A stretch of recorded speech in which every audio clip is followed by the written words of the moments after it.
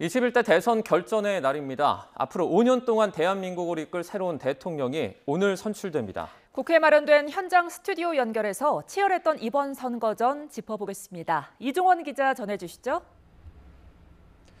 네, 국회에 마련된 YTN 특설 스튜디오입니다.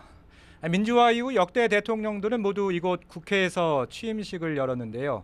오늘 결정되는 21대 대통령도 내일 여기서 취임 선서를 할 것으로 예상됩니다. 정치부 손효정 기자와 함께 이번 대선 상황 정리해 보겠습니다. 자, 손 기자, 대선 후보들은 이미 사전 투표를 한 상황이잖아요. 그러면 오늘은 어떤 일정을 소화하게 되나요? 네, 자정까지 선거운동 마무리한 후보들 오늘은 공식 일정 잡지 않고 일단 자택에 머무르고 있습니다. 민주당 이재명 후보와 국민의힘 김문수 후보, 당선인 윤곽이 드러나면 그때 각 당의 상황실로 이동할 것으로 보이는데요. 후보들은 투표 독려 메시지도 잇따라 내놨습니다. 이재명 후보는 오직 투표만이 무도한 내란을 멈추고 새로운 희망의 시대를 열 수 있다고 촉구했고, 김문수 후보는 괴물 총통 독재를 막고 자유민주주의와 법치주의, 시장경제와 한미동맹을 지킬 마지막 기회라고 호소했습니다. 밖에 개혁신당 이준석 후보도 오늘 아침 부산에서 투표를 독려했고, 권영국 후보는 태안화력발전소, 하청 노동자 빈소를 조문할 예정입니다. 네, 공식 선거운동은 어젯밤 12시를 기해 모두 끝났습니다. 마지막 유세에 모든 걸 쏟아냈을 것 같은데 어떤 메시지를 냈는지부터 들어볼까요? 네, 후보들 선거운동 마지막 순간까지 한 표를 호소했는데요. 차례로 들어보겠습니다. 응원봉을 들어서 탄핵을 외치던 그 간절한 마음으로 내란을 완전하게 종식시킬 준비 되셨습니까? 자기가 대통령이 되면은 모든 범죄를 다 없는 것으로 만들고 재판을 중단시키겠다는 이런 괴물 방탄 독재, 여러분 용서할 수 있습니까? 계엄이라는 트라우마를 안겨준 사람들 당연히 책임져야 됩니다. 내란 세력과 환란 세력 둘 다 청산해야 되지 않겠습니까? 차별과 혐오를 내란 종식과 함께 우리가 청산해야 되지 않겠습니까? 네, 보신 것처럼 후보들 마지막 유세 장소도 제각각이었습니다. 먼저 이재명 후보는 국회가 있는 서울 여의도였고요. 아무래도 빛의 혁명, 상징적인 장소를 선택한 것으로 보입니다. 김문수 후보는 제주로 시작해서 국토를 종단하며 올라온 뒤 서울광장에서 마무리했습니다. 하루 일정 치고는 꽤 동선이 길었는데 추격자인 만큼 간절함을 호소한 것으로 보입니다. 이준석 후보는 대구에서 피날레 유세를 했는데 아무래도 보수의 대안은 나다, 이런 걸 강조하고 싶었던 것으로 보입니다. 그러면 22일 동안 이어졌던 이 공식 선거운동 기간 후보마다 가장 많이 찾았던 곳은 어디였을까요? 네, 모든 후보 선거 운동이 시작된 3주 동안 표밭을 찾아 바쁘게 움직였는데요. 역시 유권자가 가장 많은 수도권을 가장 많이 찾았습니다. 하지만 동선을 자세히 보면요, 각 후보가 어느 지역을 승부처로 생각하는지가 드러나는데, 먼저 이재명 후보 11번 방문한 수도권 다음으로 발길을 돌린 건 영남권이었습니다. 이재명 후보는 선거운동 시작 이후 호남보다도 영남을 먼저 찾았는데요. 외연 확장에 초점을 맞추는 전략으로 풀이됩니다. 그 다음으로 국민의힘 김문수 후보 수도권에 이어 영남을 9차례 방문했습니다.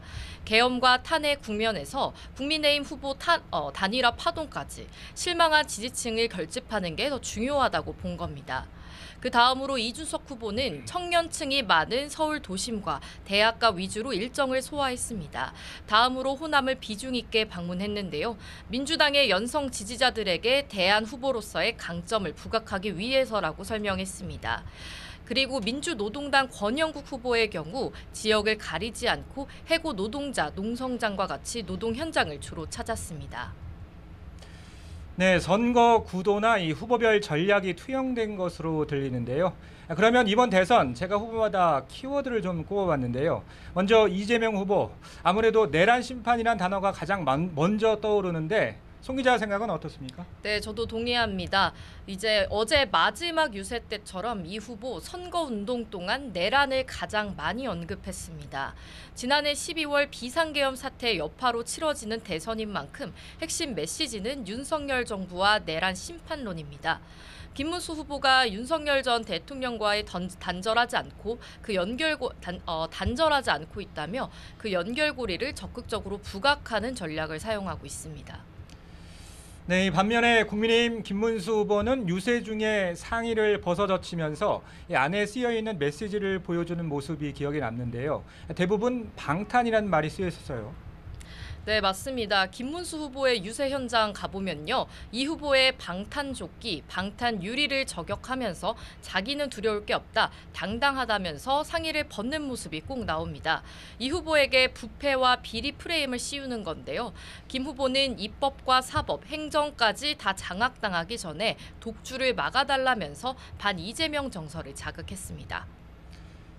자, 그러면 개혁신당 이준석 후보는 선거운동 기간에 어떤 부분을 강점으로 내세웠을까요? 네, 가장 큰 강점 아무래도 나이로 꼽고 있는데요. 유일한 40대 대선 후보죠. 자신으로의 세대 교체를 내세우고 있는 이 후보, 미래를 위해 자신에게 표를 투자하라고 제안했습니다. 네, 이번 사전투표는 지난주 목요일과 금요일 이틀 동안 진행됐습니다. 이전과는 다르게 이틀 모두 주중에 치러졌는데요. 그럼에도 투표율은 역대 두 번째로 높은 34.74%를 기록했습니다. 오늘 본투표를 거쳐서 최종 투표율이 얼마나 될지 후보마다 촉각을 곤두세우고 있을 것 같은데 각 캠프에서는 어떻게 예상하고 있습니까? 네, 민주화 이후 대선에서 최종 투표율이 80%를 넘긴 적이 없습니다.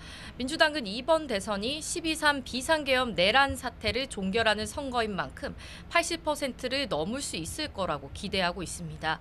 조승래 선대위 공보단장 라디오에 출연했는데요. 영남이든 호남이든 의미 있는 득표로 국민 통합이 이루어졌으면 좋겠다고 말했습니다.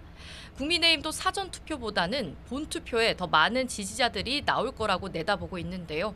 황의여 선대위원장도 국민적 관심이 높은 선거니까 직전 대선 투표율 77%를 넘길 거라고 말했습니다.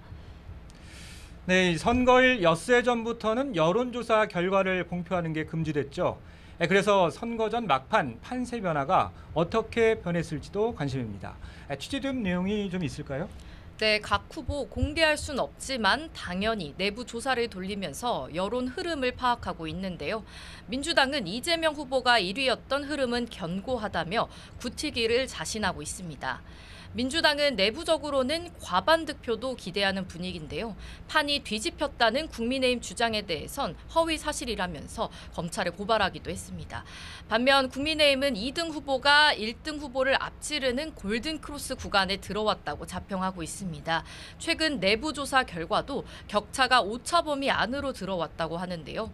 다만 공표 금지 기간 이후에 나온 이준석 후보의 TV토론 발언과 김문수 후보의 리박스쿨 연루 의혹, 유시민 작가 논란 등이 여론에 어떻게 반영됐을지는 알 수 없습니다.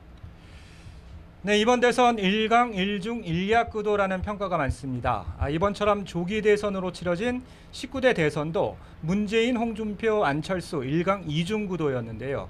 당시 개표 상황을 확인을 해보니까 밤 10시쯤 문재인 후보 당선이 유력하다는 보도가 나왔고요. 반면 초접전 양상으로 치러진 지난 20대 대선에선 새벽 2시가 넘어서야 윤석열 후보 당선이 유력한 것으로 관측됐습니다. 그러면 오늘은 당선자 윤곽이 언제쯤 가려질까요? 네, 이번 대선 보궐선거라서요. 2시간 늘어난 저녁 8시까지 투표가 진행됩니다. 이번 대선 결과는 개표가 70-80% 이루어질 때 윤곽이 드러날 예정인데 이르면 오늘 자정쯤 나올 것으로 보입니다. 다만 결과 시점은 투표율이나 득표율 격차에 따라 달라질 것으로 보입니다. 네, 저희가 반복해서 말씀드리고 있는데 이 소중한 한 표 꼭 행사하시기 바랍니다. 21대 대선 레이스 정치부 손유정 기자와 함께 정리해봤습니다. 지금까지 국회에서 전해드렸습니다.